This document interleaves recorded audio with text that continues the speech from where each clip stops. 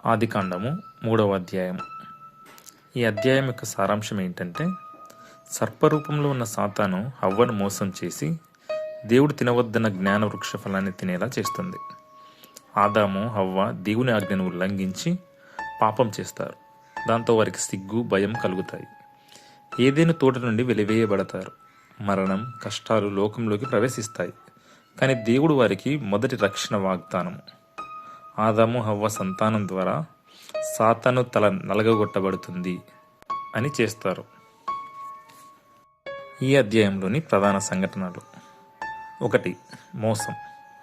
సర్పం అవ్వను దేవుని ఆజ్ఞను సందేహించేలా చేసి మంచి చెడుల తెలివినిచ్చే ఫలాన్ని తినమని ప్రేరేపిస్తుంది.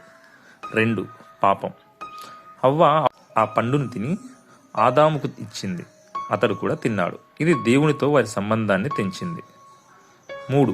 పర్యవసానాలు. వారికి తమ నగ్నత్వం తెలిసి దేవుని ముందు దాక్కున్నారు, భయపడ్డారు.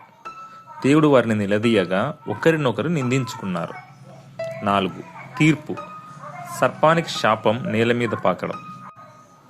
అవ్వకు ప్రసవ వేదనలు, భర్త కింద ఉండటం. ఆదాముకు శ్రమతో భూమిని దున్నడం. 5. తోట నుండి వెలివేత. వారు జీవవృక్ష ఫలాన్ని తిని నిత్యజీవి పొందకుండా దేవుడు వారిని ఏదైనా తోట నుండి బయటకు పంపించి దాని ద్వారానికి కెరూబులను, అగ్నిజ్వాలలను ఉంచాడు. 6. ప్రవచనం.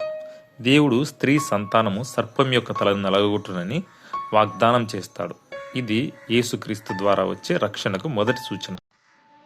ఈ అధ్యాయం మొత్తం మానవజాతి పాపంలో పడడం, దేవునితో సంబంధం తెగిపోవడం మరియు రక్షణకు దేవుని ప్రణాళిక ప్రారంభాన్ని వివరిస్తుంది.